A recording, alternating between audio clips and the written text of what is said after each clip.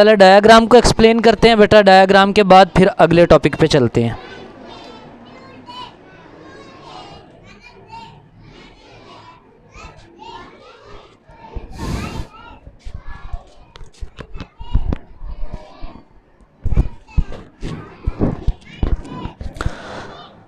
इस पूरे कंटेनर को देखेंगे तो हम बेटा सी कहेंगे, ये भी किसी भी मेटल का बन सकता है। आप सिल्वर ले लें, आप स्टील ले लें। हम कोशिश करते होते हैं ऐसे इंस्ट्रूमेंट बनाने के लिए स्टील का कोई बर्तन लेते हैं या स्टील का कोई कंस्ट्रक्टर लेते हैं। ये पूरा जो है ये सी इसको रख दिया हमने। यहाँ पर एक लेंस लगा हुआ है, सोर्स ऑफ लाइट है। यहाँ से सोर्स ऑफ लाइट इस ड्रॉपलेट को जो यहाँ से ऑटोमाइज़र से निकलते हैं, ऑटोमाइज़र से चंद ड्रॉपलेट निकलते हैं, वो इस सुराख में से गुजरते हुए यहाँ पे आते हैं। इनको पोटेंशियल डिफरेंस दिया जाता है। जब इसका पोटेंशियल डिफरेंस एडजस्ट कर लिया जाता है तो एक ड्रॉपलेट यहाँ पे आके स्टॉप हो जाता है, इवेंचुअली रुक जाता है। फिर सोर्स की मदद से उसको एलिमिनेट किया जाता है। एलिमिनेट होने के बाद हमें पता चल जाता है उस पर चार्ज क्या है, जब इन दोनों प्लेट्स का डिफरेंस पोटेंशियल देखा जाता है। कैसे पता चलता है? ये एक विंडो लगी हुई है, इसे W1 कहते हैं, और ये विंडो लगी हुई है, इसे W2 कहते हैं। तो इस विंडो W1 से सोर्स ऑफ लाइट इजैकुलेट करते हैं और यहाँ से ऑब्जर्वेशन कर ली जाती है। देख लिया जाता है कि हमें उस चार्ज को कहाँ पर ला के स्टॉप करना है। Okay. In 1909, R.A. Millikan's devised a technique that resulted precise measure of the charge of the electron. Electron के ऊपर जो चार्ज इसने मेजर किया था ना, आपने पढ़ा है पीछे 1.59 समथिंग था, लेकिन अब जो मॉडर्न रिसर्च आए उन्होंने बताया है कि 1.602 इंटू रेज पावर -19 कूलम आया है। यानी अगर देखा जाए तो 0.0001 डिफरेंस आया है। इतनी प्रिसाइज मेजर, और तब 1909 में। आज 2021 चल रहा है और साइंसदान रिसर्च कर रहे हैं तो 0.001 का डिफरेंस आ रहा है। सोचने वाली बात है ना। ठीक हो गया। अच्छा, एक्सपेरिमेंटल मैंने आपको बता दिया। This one is the window W1। ये पॉजिटिव पोटेंशियल, ये नेगेटिव पोटेंशियल, और ये उसके गिर्द पैदा होने वाला मैग्नेटिक फील्ड है।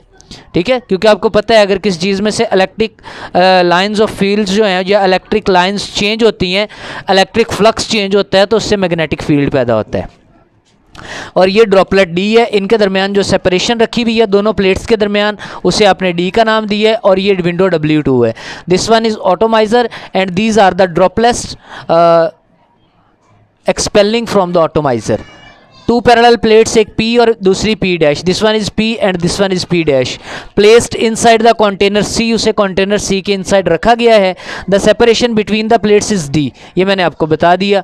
अपर plate has the small hole, upper plate के अंदर एक होल है, उसे हमने क्या नाम दिया बेटा? H का। The voltage is E is applied to the plates, इन दोनों प्लेट्स को वोल्टेजेस दिए जाते हैं। The magnitude of the voltage is E is equal to V over D। ये क्या है? पोटेंशियल ग्रेडियंट, जो आप पीछे पढ़ के आए हैं।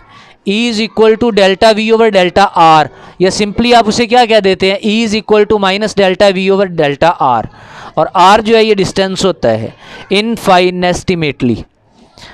उसके बाद an atomizer A is use to spray oil on the container. ये कंटेनर के ऊपर, जो कंटेनर के अंदर ऑयल को ड्रॉप करने के लिए यूज़ होता है। These droplet happen to pass through the hole, ये एक होल से गुजरते हैं। ठीक है। When electric field, E for electric, F for field, is adjusted, then one of them is illuminated by the light coming from the source S through the lens L from the window W1। W1 पे window लगी हुई है, उसके सामने L लगा हुआ है, उसके पास सोर्स ऑफ लाइट लगा हुआ है। वहाँ से लाइट आती है और एक ड्रॉपलेट को इल्यूमिनेट कर देती है, उसे रोशन कर देती है, जिसकी मदद से वो ऑब्जर्व कर लिया जाता है। अब इस ड्रॉपलेट पे अमल करने वाली दो फोर्स है। एक फोर्स से नीचे की तरफ लाने की कोशिश करती है, एक फोर्स से ऊपर की तरफ लाने की कोशिश करती है, लेकिन वो एडजस्ट हो जाता है। जो उसे नीचे की तरफ लाती है इसे कहते हैं फोर्स ऑफ ग्रेविटी, और जो इसे ऊपर की तरफ या फोर्स इसे जो सस्पेंड करने की कोशिश करती है उसे हम कहते हैं इलेक्ट्रिक फोर्स। इलेक्ट्रिक फोर्स का फार्मूला होता है QE, और मैग्नेटिक फोर्स ग्रेविटेशनल फोर्स का फार्मूला होता है mg, क्योंकि F is equal to W and W is equal to mg, आपने ये पढ़ा हुआ है। यहाँ से अगर आप Q कैलकुलेट करना चाहते हैं तो E इधर आके डिवाइड हो जाएगा। E का वैल्यू मैंने आपको बताया V ओवर D, मैंने लिख दिया, चूंकि V ओवर D ये पोटेंशियल ग्रेडियंट होता है।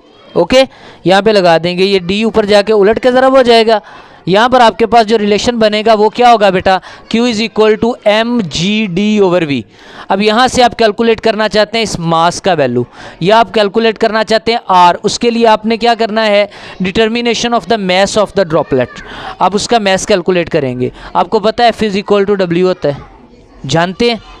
स्टोक्स लॉ में क्या कहता है, chapter number 6 first year fluid dynamics, Stokes law के मुताबिक क्या था, F is equal to 6 pi eta into R V for the viscosity for the droplet into the fluid having the viscosity eta.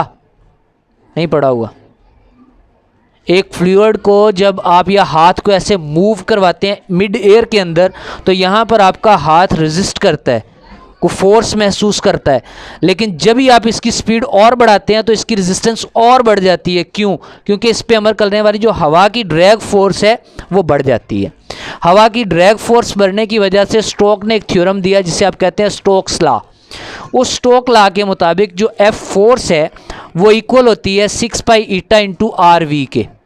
Okay, are we यहाँ पर क्या है, V terminal velocity, R उसका radius है जो ड्रॉपलेट हो। अच्छा, आपने ये भी पढ़ा था कि why fog droplet appear suspended in air. क्यों अपीयर होते थे सस्पेंड? क्योंकि उस ड्रॉपलेट का जो वेट था या मैस था और हवा जो उस पर अमल करने वाली थी वो दोनों इक्वल हो जाते हैं। वेट और हवा का जो रेजिस्टेंस है वो जब बराबर होता है तो फॉग का ड्रॉपलेट हवा के अंदर मुअल्लक नज़र आता है। यहाँ पर भी ड्रॉपलेट मुअल्लक है, तो इस पर स्टोक्स लॉ लगेगा कि नहीं लगेगा? लगेगा। तो स्टोक्स लॉ के मुताबिक F का वैल्यू लिख दिया 6 pi eta into R V T. अब यहाँ पे T क्या है, किसी भी बॉडी को स्टेडी फॉल करने के लिए जो स्पीड दरकार होती है उसे आप कहते हैं टर्मिनल वेलोसिटी। उस वजह से यहाँ पर हमने T लगा दी है। We know about the terminal velocity in chapter number 6, हमने पढ़ा हुआ है। टर्मिनल वेलोसिटी हमने कैलकुलेट भी किया था। Okay, 6 pi eta into R V terminal that is equal to W is equal to M G. मैंने यहाँ पे लिख दिया चूँकि W जो है वो किसके बराबर है बेटा, mg के बराबर है। यहाँ पे the mass of the droplet, mass जो है आपने पढ़ा है ये वॉल्यूम वाला relation, mass per unit volume is called density, पढ़ा है। यहाँ से अगर मास कैलकुलेट करना हो तो डेंसिटी इंटू वॉल्यूम आएगा, तो यही मैंने बताया है कि डेंसिटी इंटू वॉल्यूम कर देंगे तो वो किसके बराबर आ जाएगा, मैस के बराबर। यहाँ पर जो मैस है उसकी जगह आपने ये लिख दिया density into mass, sorry density into volume. ठीक है, मैस वैसे का वैसे ही।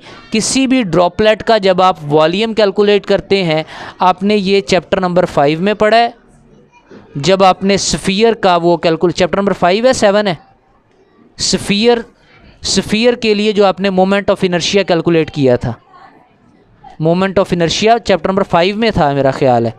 Moment of inertia I disc and hoop की जो वेलोसिटी थी, चैप्टर नंबर 5 है ना, तो चैप्टर नंबर 5 में आपने पढ़ा था जो गोल जिस्म होता है, डिस्क जो थी उसका वॉल्यूम 4/3 पाई आर क्यूब था।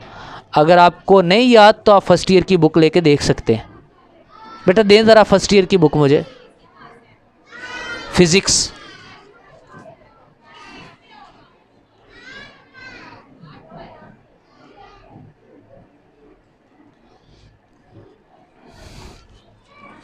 ये चीज़ें याद रखने वाली होती हैं बेटा, इसीलिए आपको कहा जाता है कि जो चीज़ आप पढ़ते हैं उसे कम से कम आप लोग याद रखें। अभी मेरा टॉपिक तो नहीं है, हम आउट ऑफ द टॉपिक जा रहे हैं, लेकिन सिर्फ इसलिए कि आप लोग ये भूल जाते हैं बाद में। ये देखें ज़रा, करवाया था या नहीं करवाया था? डिस्क का देखें मोमेंट ऑफ इनर्शिया क्या आया था, ये स्फीयर के लिए था 2/5 mr² था। ठीक है, इसी तरह इसका जो वॉल्यूम था वो भी हमने कैलकुलेट किया था आगे यहाँ पर। ओके, तो यहाँ से ये आया है। अगर नहीं तो आप लोग 8 क्लास की मैथमेटिक्स में ये देख सकते हैं, एंड वाले चैप्टर्स में।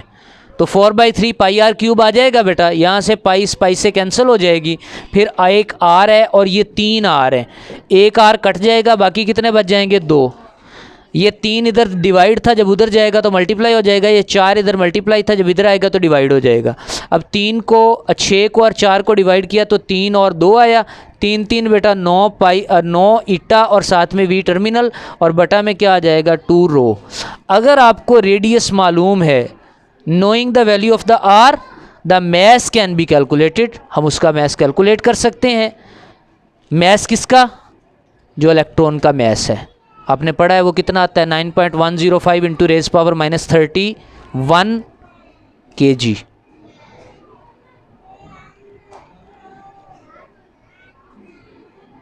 और होश में बैठो, आप लोगों ने इलेक्ट्रॉन का मैस नहीं पढ़ा हुआ है? इलेक्ट्रॉन का मास क्या होता है 9.1 into raise power -31 kg। Electron के ऊपर चार्ज क्या होता है? इलेक्ट्रॉन के ऊपर चार्ज क्या होता है 1.6 into raise power -19 coulomb. Charge का यूनिट क्या है? कूलम। और मैस का यूनिट क्या है? Kilogram. Millikan measured the charge on many droplets and he found each charge was an integral multiple of the minimum value of the charge equal to 1.6 into raised power -19 coulomb. यानी इसने जितने भी charge calculate किए उनका औसत निकाला तो यही आया। वैसे इसकी जो मेजरमेंट निकाली थी इसने वो थी 1.5 इंटू रेज पावर -19 कूलम। अब जदीद जो आई है इसमें सिर्फ एक का इजाफा हो गया है, ये ओल्ड है और ये मॉडर्न है। तो फ़र्क कितना आया? सिर्फ 0.1 का। ओके।